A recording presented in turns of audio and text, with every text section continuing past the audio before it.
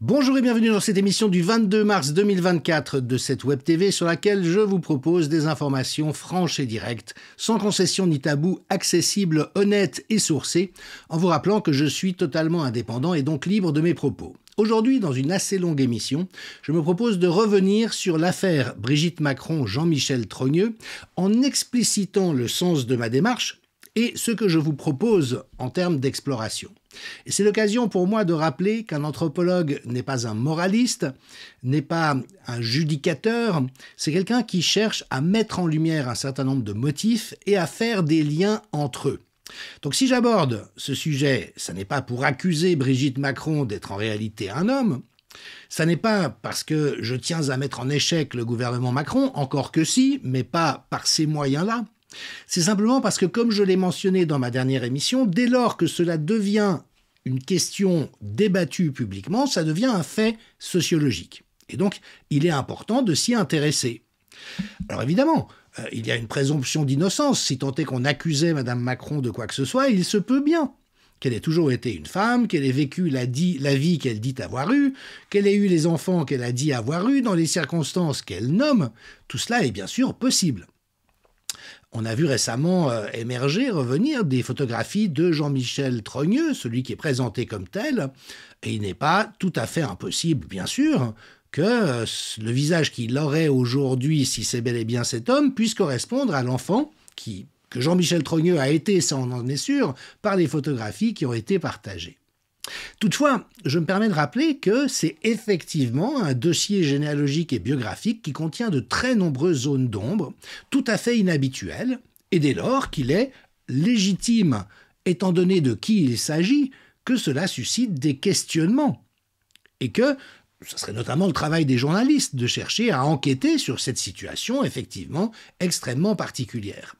Alors, qui contient, j'ai déjà mentionné, beaucoup de zones d'ombre. Alors, je ne vais pas vous déballer le dossier, d'autres l'ont fait avant moi et vous pouvez vous référer à leurs travaux.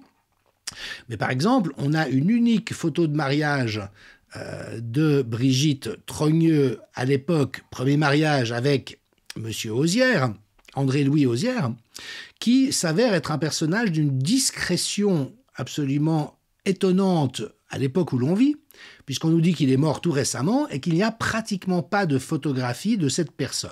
Sauf cette photo de mariage, mais qui, effectivement, moi je suis né en 65, mais avoir une photo comme ça, on a plutôt l'impression d'être dans les années 30 que dans les années 70. Et puis, il y aurait deux autres photos en tout et pour tout de M. Hozière, André-Louis au cours de sa vie, une où il tond le gazon, et ça serait a priori pendant son mariage avec Brigitte. Puis ensuite, un faire-part tout à fait étonnant, datant de décembre 2019, et où les personnes qui ont fait publier à l'époque ce faire-part le montrent en maillot de bain au bord d'une plage. Alors, pourquoi pas ?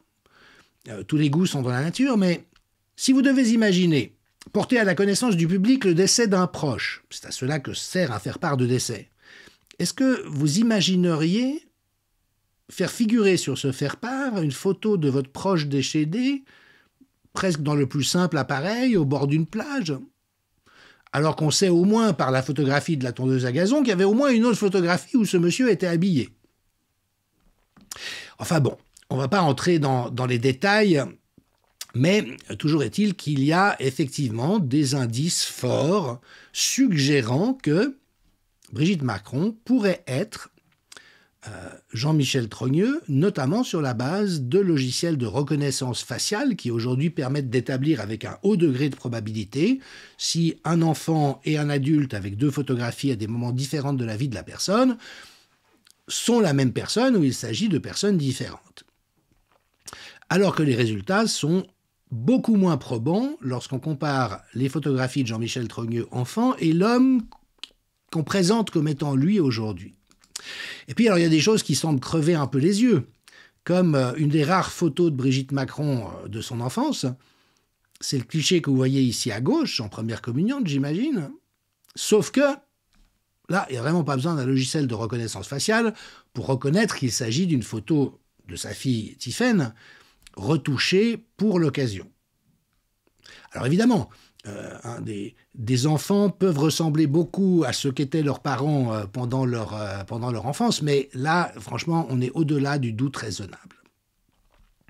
Cela dit, une fois encore, peut-être s'avère-t-il que Jean-Michel Trogneux existe, que Brigitte est Brigitte, qu'il n'y a rien de tout ce qui a été évoqué, et auquel cas, étant donné l'importance que ça prend dans l'espace public, de toute manière, il y aurait lieu de tirer cette affaire au net, ce qui ne serait injurieux pour personne. Si d'aventure la conclusion d'une enquête devrait être que Brigitte est bien Brigitte, que Jean-Michel est Jean-Michel, qu'il vit encore et que tout est dans l'ordre, à ce moment-là, c'est un soulagement pour tout le monde.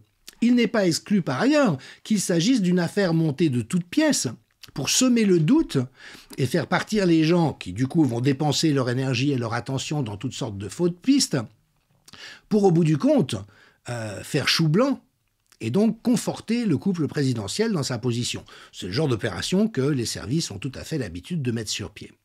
Donc, nous verrons bien, mais dès lors que ça fait autant de bruit, il est incontournable de s'y intéresser, et d'autant plus, ça va être le propos de cette émission, qu'il y a des assonances multiples, très intéressantes en lien avec cette situation peu claire que j'évoque ici. Alors, je vais faire des détours et des liens, c'est le propre de l'anthropologie. Nous ne sommes pas dans une démarche de preuve, nous ne cherchons pas à prouver des choses avec des statistiques, nous cherchons à montrer un ensemble de motifs ou d'indices qui peuvent faire sens si on les met en lien les uns avec les autres, mais d'une manière, bien sûr, qui se base sur le plausible et le vraisemblable, et ne prétend pas avoir un degré de certitude absolue. Toutefois, en ce qui concerne le président de la France, nous sommes obligés de constater aujourd'hui qu'il est dans une fuite en avant. Cela fait longtemps que je parle de sa psychopathologie, qui pour moi et pour les spécialistes, un ensemble de spécialistes, est tout à fait évidente. Mais là, on est dans une fuite en avant gravissime, et notamment dans ses provocations successives de plus en plus virulentes envers la première puissance nucléaire mondiale. Il faut rappeler que les Russes, notamment parce qu'ils s'étaient intéressés aux travaux du physicien Jean-Pierre Petit, qui travaillait à l'époque sur des modèles qui ont été dénigrés en France et qui n'ont pas été pris au sérieux, les Russes, eux, s'y sont intéressés et aujourd'hui ont des années et des années d'avance sur les Américains en matière d'armement nucléaire et notamment avec les missiles hypersoniques qu'il est absolument impossible d'intercepter.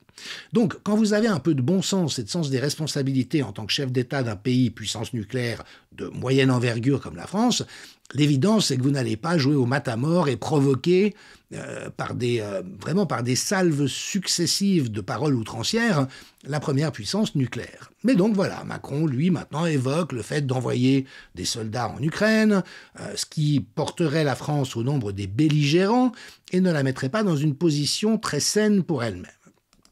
Et puis, ce qu'on sait de surcroît, c'est que les responsables des forces militaires nous disent que la France n'a aucune capacité militaire restante à l'heure actuelle. Un haut gradé a par exemple confié « Face aux Russes, nous sommes une armée de majorettes ». Bon, ça correspond bien à Macron.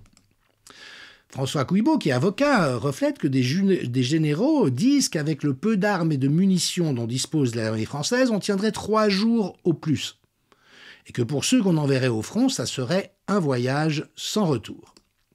Et puis, le général Vincent Desportes, le doigt sur la couture du pantalon, lui vient de dire publiquement « La seule façon de montrer à Poutine que nous ne céderons pas, c'est de faire appel au sang des fils et des filles de France. » Alors, dans quelle logique délirante, sacrificielle sommes-nous ici ? Déjà, on sait aujourd'hui que la seule chose que demandait Poutine, c'était que l'Ukraine s'engage à ne pas adhérer à l'OTAN. Les accords de paix qui étaient sur la table au mois de mars 2022 contenaient cette clause et auraient permis d'éviter des centaines et des centaines de milliers de victimes. C'est l'OTAN qui a refusé.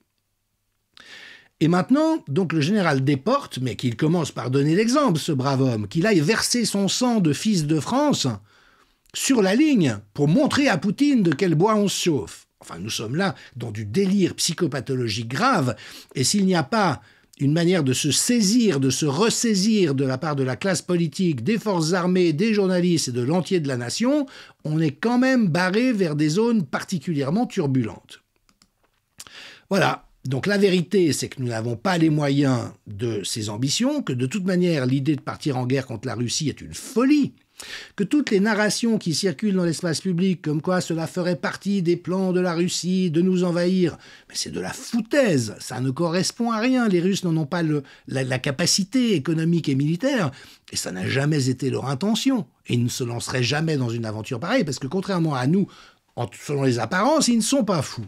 Et pendant ce temps-là, le fou furieux qui réside à l'Élysée se fait photographier aux frais de la princesse, dans une séance de photographie officielle, en train de jouer à Rocky IV, tapant contre un sac de sable, avec des biscottos tout à fait impressionnants, à cela près que Emmanuel Macron n'est pas tout à fait connu pour être un Hercule, et que toutes les photos dont on dispose, là encore, montrent qu'il a plutôt le format gringalet. Alors Alexis Haupt, philosophe dont je goûte les saillies, relève qu'en fait il n'y résiste pas, il mente surtout, même sans faire de phrases et sans parler, il continue à mentir. Alors évidemment que ça soulève quelques sourcils chez nos voisins. On sait que les sorties de Macron quand même finissent par inquiéter, où vraiment tout le monde se rend compte que ce gars est complètement hors contrôle, qu'il est en roue libre. Et donc, voilà, le Bild en Allemagne se demande si ses biceps sont vraiment si gros et forts, mais il y a quelque chose de grotesque, de purement grotesque, à être dans une exhibition narcissique de cette nature, de la part d'un président, mais qu'il faut cadrer de toute urgence, parce qu'il est en train, rien que moins, de s'essuyer sur la constitution de la Ve République. Au moins cela donne-t-il l'occasion à quelques facétieux de se manifester, en disant, voilà, le banquier veut déclarer la guerre à la Russie avec sa nouvelle armée, donc on peut en rire, c'est mieux que d'en pleurer, mais enfin, à ce stade, il faudrait vraiment que nous devenions vigilants et alertés par rapport à des dérapages pareils. Le président craint pour sa peau, explique Marianne, et effectivement, on est dans quelque chose qui est de l'ordre de la paranoïa pure et dure. Donc vous avez quelqu'un qui multiplie les provocations et qui, en retour, craint qu'on s'attaque à lui. Ben oui, c'est assez fidèlement la description d'un paranoïaque dans la littérature psychiatrique. Et nombreux sont les observateurs à demander qu'on songe au fait de faire passer une expertise psychiatrique à ce président. Et de nouveau, ça n'est pas du combat politique, ça n'est pas de la politique politicienne. Mais si effectivement ce type, comme il en montre, a d'innombrables indices et signes, est peut-être un paranoïaque, eh bien, il faut que nous le sachions tous pour pouvoir intervenir avant qu'il nous mette dans une situation impossible. Parce que de toute manière, la finalité du paranoïaque, c'est la guerre ou l'autodestruction. Et c'est actuellement la course folle dans laquelle la France est embarquée. Alors, je vais maintenant me pencher sur la logique macronienne. Non seulement ce type, de mon point de vue, est fou, mais j'ai beaucoup fréquenté les patients psychiatriques qui, dans leur immense majorité, sont des gens adorables. Sont des gens vraiment très bien. Donc voilà, il faut toujours être prudent avec ces étiquettes, mais là on est face à un fou furieux qui vraiment doit être arrêté.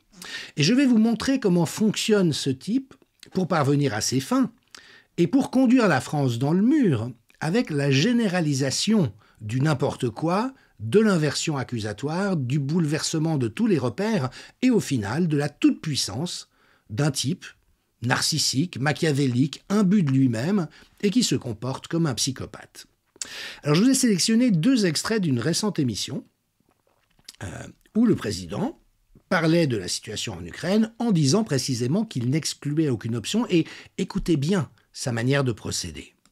Est-ce qu'on a bien compris? Est-ce que vous envisagez d'envoyer des troupes occidentales françaises en Ukraine? Bonsoir et bienvenue. Vous êtes assis devant moi.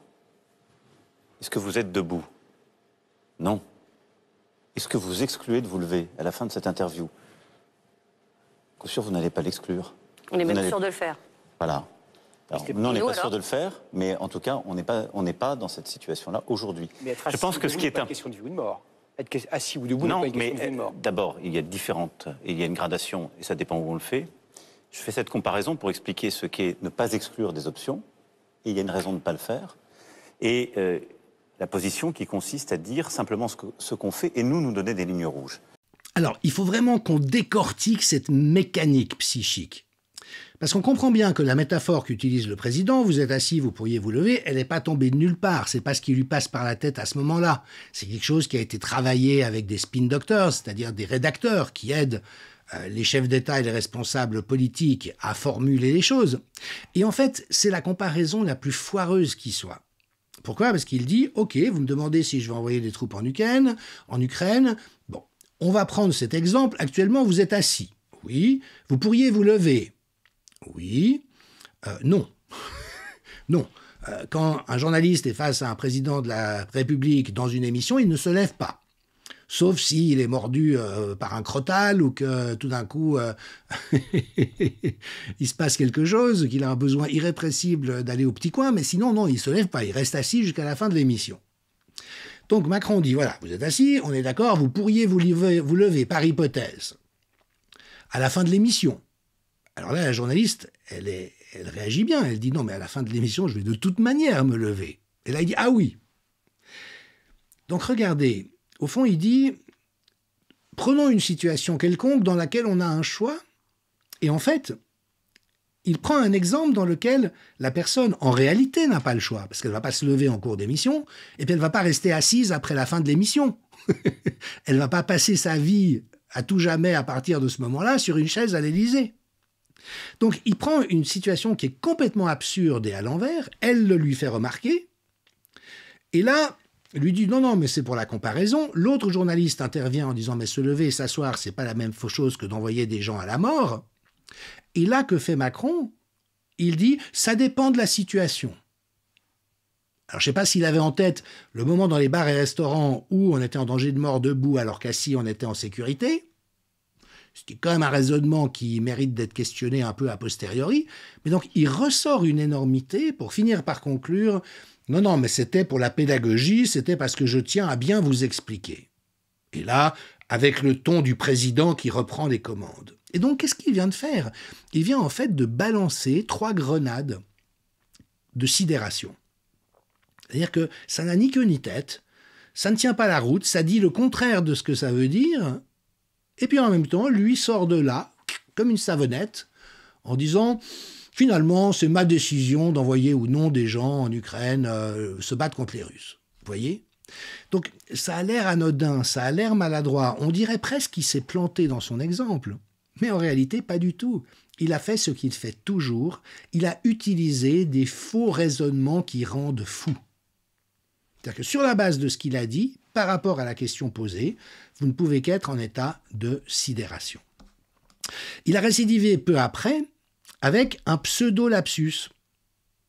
Alors, c'est passé comme un lapsus. Je vous rappelle, réponse à une question, il a dit, verbatim, j'assume totalement, et il a répété totalement, d'avoir constamment, au nom de la France, parlé au président de la Russie pour éviter la paix. Alors ça, c'est le réel. Parce qu'on sait aujourd'hui que les Occidentaux ont tout fait pour mettre en échec les accords de paix, tout fait pour que Poutine passe à l'action, notamment en intensifiant les bombardements sur le Donbass au mois de février 2022. Ce sont les milices ukrainiennes qui ont attaqué, ce n'est pas les Russes qui ont attaqué, entraînant la rétorsion de la Russie. Depuis, on le sait par les confidences de François Hollande et d'Angela Merkel, les accords de Minsk qui engageaient l'Ukraine et les pays occidentaux qui en étaient le garant, notamment la France et l'Allemagne, il n'a jamais été dans l'intention de nos dirigeants de les respecter. Ils voulaient juste gagner du temps. Donc, excusez-moi, mais plus malhonnête que ça, c'est difficile à trouver. Et maintenant, Macron fait une inversion accusatoire. Il dit, c'est Poutine qui franchit toutes les lignes, c'est Poutine qui cherche absolument la guerre, c'est Poutine qui refuse la paix, mais ce qui est totalement faux. Tous les connaisseurs du dossier savent, c'est pas une histoire d'être pro-russe, pro-Poutine ou quoi que ce soit, c'est juste une histoire qu'on ne peut pas raconter n'importe quoi, sauf lorsqu'on a été mis en sidération par un certain nombre de grenades aveuglantes. Et donc là, Macron livre la vérité, j'ai tout fait pour éviter la paix, oui c'est vrai, sauf que c'est un lapsus. Ce qu'il voulait dire, bien sûr, c'est « j'ai parlé au président Poutine pour éviter la guerre ». Mais tout le monde... Enfin, comment dirais-je, ça c'est le mensonge qu'ils essayent de faire passer. Et donc, on est dans cette situation où il dit le vrai, dans un contexte où, puisque c'est un lapsus, puisque c'est censé être un lapsus, c'est censé être du faux, D'une manière, et ça c'est un génie vraiment de communication de Macron, Dieu sait si je n'aime pas ça, mais il faut reconnaître un talent énorme en la matière, où finalement il dit ce qui est vrai sans le dire, vu que c'est censé être un lapsus, tout en le disant quand même, mais d'une manière où c'est les gens eux-mêmes qui doivent corriger. Parce que quand vous entendez de la part de Macron « j'ai tout fait pour éviter la paix », vous êtes censé de vous-même vous dire « ah non, ça c'est un lapsus, il veut bien sûr dire le contraire ». Et donc, vous voyez, c'est d'une perversité effroyable. Alors de nouveau, il n'y aurait eu qu'une seule occurrence de cette nature, on serait en bon droit de me dire, vous surinterprétez les choses, mais je peux vous citer 75, 100, 200 exemples de paroles de cette nature, parce que c'est comme ça que communique Macron, et c'est une manière profondément perverse de communiquer. Alors quel lien me direz-vous avec l'affaire Trogneux? Eh bien, le lien, il est là. Mais je vais encore faire un petit détour avant d'y arriver. Vous savez probablement qu'il y a eu une commission indépendante sur l'inceste et les violences sexuelles faites aux enfants, la CIVIS, qui a remis un rapport à l'issue d'un travail, en novembre 2023, unanimement loué pour sa qualité et sa probité. On a même observé qu'elle avait fait un travail, cette CIVIS, remarquable pour 1,3 million d'euros, alors que le fonds Marianne, vous savez, ce fonds dans lequel les coquins et les copains de la République, dont Conspiracy Watch, dans lequel ils ont puisé sans honte pour financer leurs activités lamentables, sans rien avoir avec le but premier, avait coûté 2,5 millions. Et puis, le juge Durand a été retiré. Le rapport était très bon, il a mis en lumière un ensemble de choses extrêmement importantes. Dans un cas comme ça, qu'est-ce qu'on fait? On reconduit le mandat, on demande à cette personne de prendre des responsabilités, étant donné qu'elle a fait la démonstration de la qualité de son travail et de sa probité. Et là non, qu'est-ce qu'on fait? On le met sur la touche. Il a écrit un livre, publié chez Trac Gallimard, 160 000 enfants, violences sexuelles et déni social, en montrant des choses abominables, que seuls 3% des agresseurs sont condamnés, que 70% des plaintes sont classées sans suite, et donc avec une dévalorisation d'emblée de la parole des enfants, victimes de violences abominables, et que l'on met dans la double contrainte d'un côté de dénoncer, on dit mais il faut dénoncer, et quand ils le font, qu'est-ce qui se passe? On leur donne tort systématiquement, voire ils se retrouvent eux-mêmes accusés de proférer des accusations mensongères. Et tout ça dans une situation où, après avoir fait un travail remarquable, eh bien, cette CIVIS part complètement à volo, est en jachère.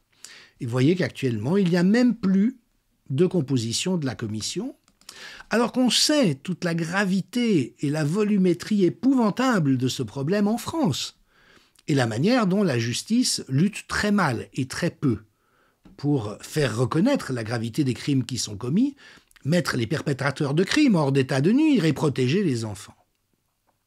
Je vous renvoie à ce sujet, très très beau travail documentaire fait sur la chaîne NTD sur ce thème, inceste et pédocriminalité en France, l'urgent combat pour rétablir la justice. On se souvient comment le procès d'Outreau, où il avait été reconnu qu'une quinzaine d'enfants avaient subi des sévices graves, s'était soldé en fait par aucune condamnation d'adultes. Donc la nature de victime, ce qu'ils ont subi a été reconnu, mais il n'y avait pas de coupable. Et puis avec comme résultat, et ça a été une des prouesses d'Éric Dupond-Moretti, actuel garde des Sceaux, de dévaloriser à long terme la parole des enfants. Pourquoi? Parce que le président du tribunal n'a pas été en mesure de conduire les débats de manière rigoureuse, et donc, voilà, la parole des enfants a été dévalorisée, considérée comme étant non digne de foi, ce qui ouvre un boulevard. Et c'est le cas à partir de là, où finalement il devient excessivement difficile d'invoquer des témoignages d'enfants, aussi crédibles et aussi solides soient-ils, pour faire reconnaître des actes de cette nature. Rappelons encore la licence épouvantable dont jouissent les pédophiles affichés en France. Alors, paix à son âme, il vient de décéder, mais Frédéric Mitterrand, par exemple, a droit aujourd'hui à un concert d'éloges, alors que Luc Montagnier a été totalement ignoré au moment de son décès, un homme admirable qui a fait un bien pour l'humanité à échelle maximale, alors que Frédéric Mitterrand, comme bien d'autres dans la République, disait qu'en dessus de 14 ans, il trouvait ça répugnant. parlant des garçons avec lesquels il aimait accoucher. De notoriété publique, il a écrit un livre à ce sujet. Donc il était cul et chemise avec tout un ensemble de personnes sur qui courent des soupçons sérieux de pédophilie, comme Jack Lang, dont je rappelle que l'ancien directeur général de la DGSE avait écrit dans ses carnets qu'il se tapait des enfants dans la villa de Pierre Berger à Marrakech. Donc on n'accuse pas Jack Lang de quoi que ce soit. Il n'a pas été condamné par la justice, il y a prescription. Mais toujours est-il que quand l'ancien directeur général des services secrets laisse dans son cahier une inscription de cette nature, on se doute bien qu'il n'est pas la proie de la première rumeur venue ou d'une hypothèse complotiste. Et donc voilà, la réalité, c'est que nous sommes dans un monde actuellement qui est extraordinairement tolérant face à l'intolérable, dans lesquels on fait n'importe quoi. Bien résumé par Laurent Ozon, ils détruisent votre économie, votre système de santé et de protection sociale, vos normes culturelles, vos libertés, vous endettent, vous noient sous une immigration de masse. Et j'ai rien contre les immigrés, c'est l'industrialisation de l'immigration de masse qui est problématique, tant pour les immigrés que pour les personnes qui les accueillent. Et vous croyez que c'est pour vous protéger qu'ils refusent toute solution diplomatique au conflit ukrainien et proposent désormais d'y envoyer l'armée. Mais non, c'est une fuite en avant de nature paranoïaque. Et mon ami l'excellent essayiste, écrivain et journaliste Slobodan Despot relève à ce stade « La psychiatrie est impuissante, appelez les exorcistes ». Enfin, si on commençait par appeler les psychiatres, ça serait déjà bien. Et donc, on est dans cette situation invraisemblable où un Bruno Le Maire, qui bombait le thorax, enfin, ce qui lui tient de thorax pour dire qu'il allait mettre l'économie russe à genoux, il aime bien mettre les autres à genoux, si j'en crois sa littérature érotique. Mais donc, il a creusé la dette de 1000 milliards pour la France. Il trouve le temps, pendant tout ça, d'écrire un livre pour sa campagne présidentielle de 2027. Alors qu'on avait annoncé un déficit public de 4,9%, ce qui est déjà monstrueux, il apparaît que ce sera au moins 5,6%, soit 18 milliards d'euros de plus. Et donc nous avons vraiment aux commandes une caste d'amateurs, d'incapables, arrogants, comme le souligne Philippe Murer, qui doit être dégagée parce qu'elle est en train de ruiner la France. Avec plus de 50 000 patrons qui se sont retrouvés au chômage en 2023 et une véritable destruction, ça fait longtemps que j'alerte sur ce danger, une destruction des forces vives de l'économie, au profit de qui? Des super milliardaires, lesquels, en France, les milliardaires, se sont enrichis entre mars 2020 et octobre 2021 de 86%. Leur fortune a augmenté de 86%, alors que des pans entiers de la vie française, de l'économie française, tombaient dans la précarité et la ruine. Alors c'est quoi ce système, ce gouvernement, où une personnalité comme Rachida Dati pouvait dire « Le parti présidentiel de Macron, c'est quoi? Un parti de traîtres de gauche et de traîtres de droite ?» Et puis être nommée ministre de la Culture, elle ne voit pas le problème. Et une fois ministre de la Culture, elle veut devenir ministre de la Vérité, en imposant une certification de l'information. Mais par qui? Par les crapules qui travaillent dans la presse actuellement? Pour les officines de propagande véreuses financées par les pouvoirs publics? Et elle annonce un prochain projet de loi de régulation du numérique. C'est plutôt la malhonnêteté, la stupidité et la méchanceté de ces gens qui devraient être régulés, et urgemment. Alors, je reviens à mon propos de départ. Quel est le lien entre l'affaire Trogneux, Macron et tout ça? C'est qu'en fait, il faut bien comprendre que la seule chose de nature à organiser un chaos pareil à une échelle collective, ce sont les mémoires d'inceste. Alors, je vais essayer de l'expliquer le plus simplement possible à partir des découvertes en psychogénéalogie. Malheureusement, l'inceste est relativement fréquent, et qu'il y a à peu près un enfant sur 10 qui est victime d'inceste. Donc, vous voyez, c'est énorme à l'échelle d'une société. Et en fait, lorsqu'elle se produit, c'est un tabou, c'est un interdit. C'est ce qui permet la structuration des personnes et du collectif. C'est pour ça que c'est tellement grave lorsque ça se produit. Ça fracasse tous les repères. Eh bien, l'inceste produit un certain nombre de choses. Et non seulement sur les gens qui en sont les victimes, mais même dans la famille pendant des générations qui suivent. Ça a été tout le génie des psychanalystes de le faire apparaître. Si par exemple il y a eu un inceste dans votre arbre familial à 3 ou 4 générations, vous allez encore avoir des ruissellements problématiques parce que c'est un fait d'une telle gravité qu'il cascade en quelque sorte dans l'inconscient de génération en génération. Et il faut bien comprendre ça. Le viol l'abus sexuel sur mineur et sur majeur, ça a comme conséquence de fracasser la personne. Ça la casse. Ça la conduit à se couper d'elle-même, à se dissocier pour refouler le souvenir traumatique, mais après d'une manière où la personne est comme aliénée à elle-même. Et puis l'inceste, ça fait autre chose, c'est que ça dynamite tous les repères. Pourquoi ? Parce que c'est la règle de l'amour familial qui exclut la sexualité. On aime ses parents, mais on ne couche pas avec. Et on ne se fait pas violer par eux. On aime ses frères et sœurs, mais on ne se marie pas avec eux. Ça, c'est la règle du programme naturel de l'espèce. Or, lorsque l'inceste se produit, évidemment que ça fait exploser ce repère fondamental, mais après, avec de la folie qui s'instaure. Imaginez qu'une adolescente violée par son père tombe enceinte de lui. À ce moment-là, qu'est-ce que ça veut dire ? Ça veut dire que l'enfant qu'elle porte sera à la fois, si c'est un garçon, son fils et son frère. Que son père sera à la fois le père et le grand-père de l'enfant. Qu'elle-même sera à la fois la mère et la sœur de son fils. Donc, vous voyez, ça, c'est le genre de réalité qui rend fou. C'est pour ça que dans la mythologie grecque, vous vous souvenez, lorsque des crimes de cette gravité étaient commis, vous aviez les Érini, qui étaient ces monstres, des aigles à tête de femme avec des cerfs, qui venaient persécuter à tout jamais ceux qui s'étaient rendus coupables d'une telle infamie. Et donc, pour que les repères de la République soient tellement bouleversés dans tous les sens où on regarde, oui, ce sont des logiques d'inceste. Alors, ça ne veut pas dire que Brigitte Macron est un homme, ça n'est pas forcément là que ça se situe. Par contre, ce que l'enquête de Natacha Ray et de Xavier Poussard a vraiment montré, c'est qu'il y a des zones d'ombre et des emberlificotements partout.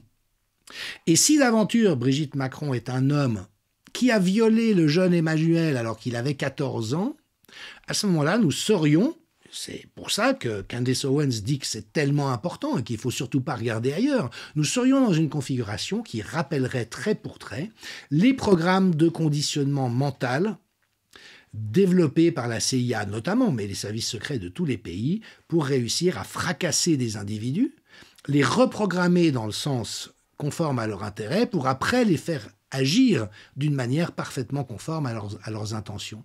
Et donc, c'est les deux risques, j'ai envie de dire, qui pèsent sur la situation. Si d'aventure, Brigitte était un homme, qu'elle l'est encore aujourd'hui ou qu'elle s'est fait opérer, eh bien, à ce moment-là, nous avons d'une part un moyen de chantage sur le président de la France, ce qui en soi est intolérable, et c'est ce que semble suggérer le fait que Donald Trump, à Mar-a-Lago, avait pris avec lui un dossier portant sur la vie privée du président. Mais également, il y aurait la possibilité, l'hypothétique possibilité, absolument pas une preuve, mais c'est un soupçon que l'on doit avoir, ne serait-ce que pour l'exclure, que toute l'affaire depuis le début aurait été programmée pour produire un président de la République capable de la destruction du pays, comme on est en train de le voir aujourd'hui. Voilà, c'est là où moi je mets ces éléments sur la table, qui sont significatifs. Comme toujours, je ne demande pas mieux que d'avoir tort. Donc si, comme pour le Covid, si on m'avait démontré que tout ce dont je me suis inquiété dès le début était faux, j'en aurais vécu un soulagement, mais que je ne peux même pas vous décrire. Et bien ici, c'est la même chose. Sauf que la conséquence de ce que j'évoque, c'est que on est dans un tel état de sidération que la plupart des gens n'arrivent plus à voir ce qui est sous leurs yeux, ce qui est devant leur nez. Et je dois dire que j'ai compris à l'occasion de la crise, qui malheureusement n'est toujours pas terminée, le sens de cette parole d'évangile. Vous savez, où Jesus il dit souvent que celui qui a des yeux pour voir, voit, que celui qui a des oreilles pour entendre, entende. Et puis quand on lit ça, on se dit, bon, c'est peut-être comme ça qu'il parlait en l'an 0, plutôt en l'an 30, sur les bords du lac de Galilée. Bon, enfin, c'est un peu empoulé comme formulation. Mais à la lumière de la situation actuelle, que celui qui a des yeux pour voir, voit, que celui qui a des oreilles pour entendre, entende. Quand Macron dit « j'ai tout fait pour éviter la paix », celui qui a des oreilles pour entendre, entende. Et puis, on a ces éléments sous les yeux, une fois encore. Je vous montre juste ces deux clichés. Et c'est des clichés authentiques, ils n'ont pas été retouchés, ils ont été publiés. Celui-ci en Suède, lors de la réception donnée par la reine de Suède, avec une robe très moulante pour Brigitte Macron. Alors, est-ce que j'ai la berlue ? Est-ce qu'elle porte une prothèse pour faire semblant? Ah bah ça serait possible dans un registre de manipulation très élevé. Enfin, on voit quand même bien une protubérance à l'endroit où normalement les femmes sont lisses, à part leur jolie toison pubienne. Et puis cette photo publiée dans Gala, est-ce que vous et moi voyons quelque chose de particulier? Est-ce que vous et moi voyons quelque chose de particulier? Est-ce que le fait de le relever relève d'une mentalité complotiste, comme on essaye de nous le faire croire? Et là, on voit la perte de contact avec la réalité, mais qui après permet à un président en roue libre, je le dis une fois encore, d'entrer dans des outrances, mais absolument monstrueuses, fort bien résumées par ce dessin de presse, et où quelqu'un qui est juste complètement perdu joue les fiers à bras, mais d'une manière qui met la nation entière en danger, et qui travaille activement à sa destruction. Voilà ce que je partage avec vous. Donc oui, bien sûr, parlons. De nouveau, parler n'est pas accuser. Questionner fait partie de la responsabilité des citoyens et des intellectuels et des penseurs. Et puis, restons ouverts. Mais demandons des réponses qu'il est nécessaire d'obtenir étant donné la gravité et la dangerosité de tout ce que nous venons d'évoquer au cours de cette émission. À la semaine prochaine. Merci.